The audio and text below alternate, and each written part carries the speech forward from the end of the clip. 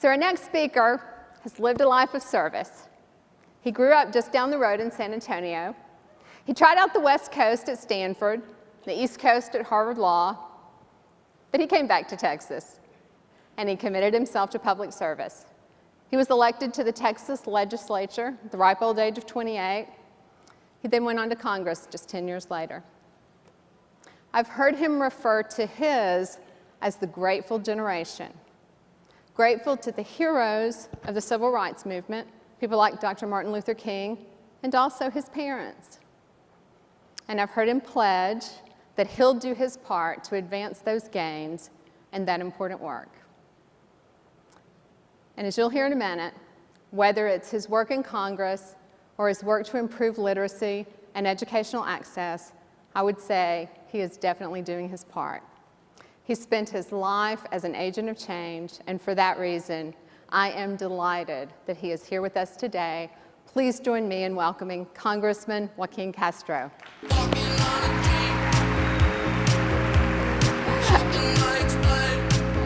It's all yours.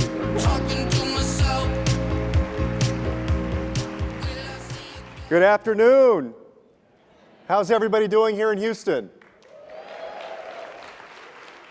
First of all, I want to say thank you to Tracy and Neil Bush and everybody at the Points of Light Foundation for bringing us all together. My name is Joaquín Castro, and I represent part of Texas, San Antonio, in the United States Congress. And for those of you that may be from San Antonio or South Texas, you may know that I'm one half of a set of twins. My twin brother, Julian, was the mayor of San Antonio and now is the Secretary of Housing and Urban Development in President Obama's cabinet. Now, thank you. Now, even though we're twins, I used to tell people that there were two ways to tell us apart. There's a quick way and an easy way. The quick way is that for several years, my brother was married and I wasn't. So he could just hold up his ring finger and everybody would know Julian was the married one and I was the bachelor. But a few years ago, believe it or not, I actually convinced somebody to marry me. My wife, Anna, and I have a beautiful young daughter, Andrea Elena, and we have a son on the way in February. So now, I know, thank you. So now, if you get to meet my brother Julian, please know that there really is only one way to tell us apart, although it'll be pretty clear I'm a lot better looking than he is. You know, for all of us, there is a reason why we are here. There is a reason why you're in this room.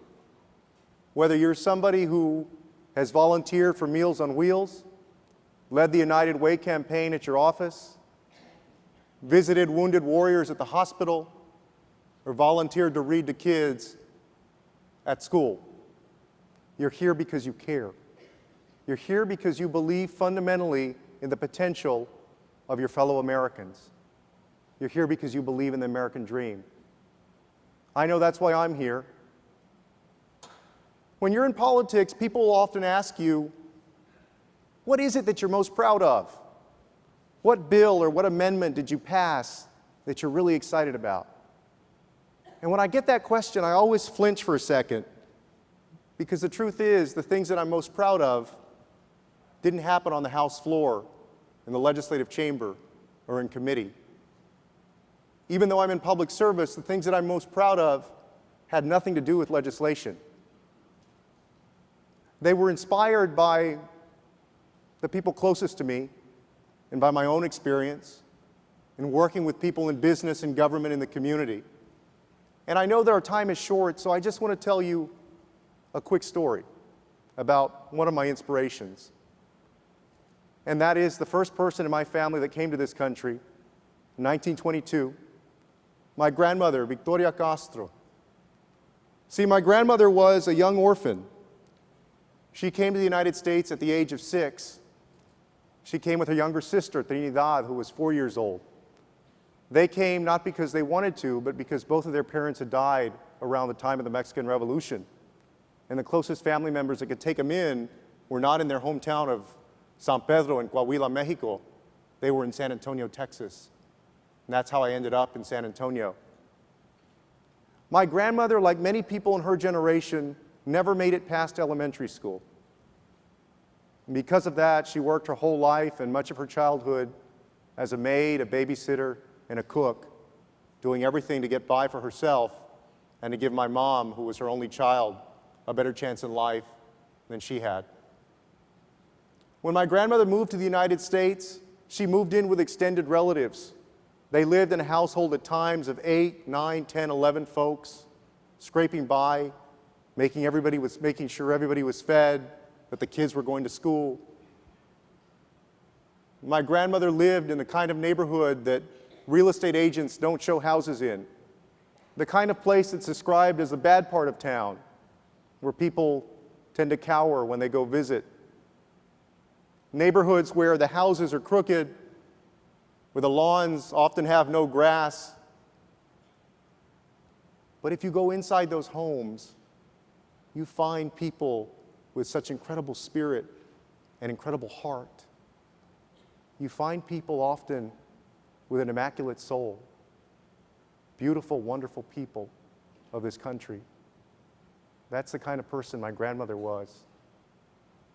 I share that story with you not because I think that that story is special to me, but because I know that somewhere along the way in your own history, there's probably somebody like that. Somebody who helped us believe in the American dream. Somebody who helped us believe that if we would just give them a chance, we would do better by ourselves and by them. My mom and my dad were the first in their families to go on to college, and they worked hard so that my brother and I could do the same and go even further. I guess if you call going to law school further, which my brother and I did. And so when I think about the inspiration for public service, the inspiration to do good and to volunteer, I often think back of my grandmother and her story. I thought about her shortly after I was elected in 2003, when I came across an article in a newspaper that ranked the 70 top metropolitan areas in the country according to reading literacy. And I looked at that list, and I looked for my hometown of San Antonio. And I looked, and I looked, and I looked, and I got near the bottom. And somewhere around 65th was San Antonio. And the very next year, I said, I need to do something about this. And I started with other folks a large book drive. We called bookstores, we called companies, we called individuals. And over the next few years, we collected thousands and thousands of books that we gave away to over 150 schools in San Antonio. 200,000 books we raised for kids.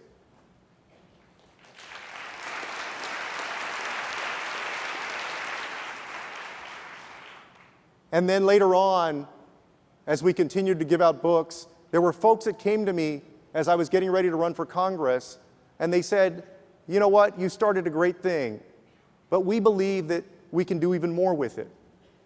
And as many people who start things and have their own ideas and create their own initiatives, there is a possessiveness about your own projects and your own works. But at the time, I had the courage to say, I'll turn it over to you. And since then, that project has become SA Reads, which is the city's largest book drive and literacy campaign, and it's something that I'm very proud of. And I've also thought of my grandmother's story on the other things that I've worked on.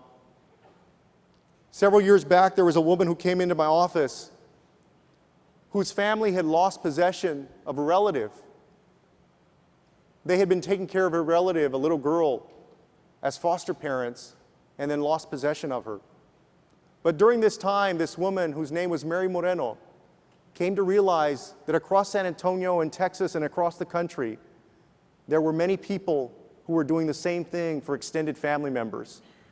Many grandparents who were acting as parents for the second time in their lives, sacrificing another 18 years to see kids grow up and hopefully go off to college, go into their careers and do well. They were serving as second-time parents, and she wanted to do something to help them. And I joined her in doing every single thing that we could, because it's a growing number of them, every single thing that we could to help them do their job as second-time parents.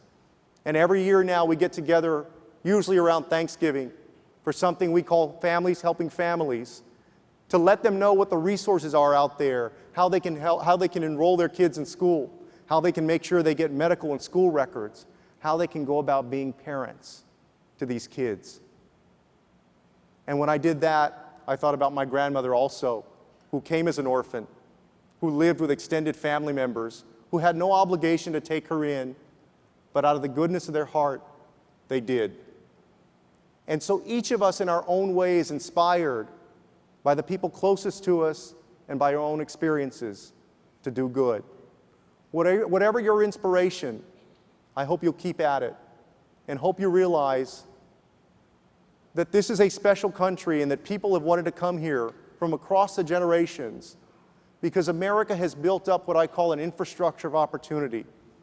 Just as there's an infrastructure of roads and streets and highways that helps all of us get to where we want to go on the road, the beauty of America is that there is an infrastructure of opportunity that helps each of us get to where we want to go in life.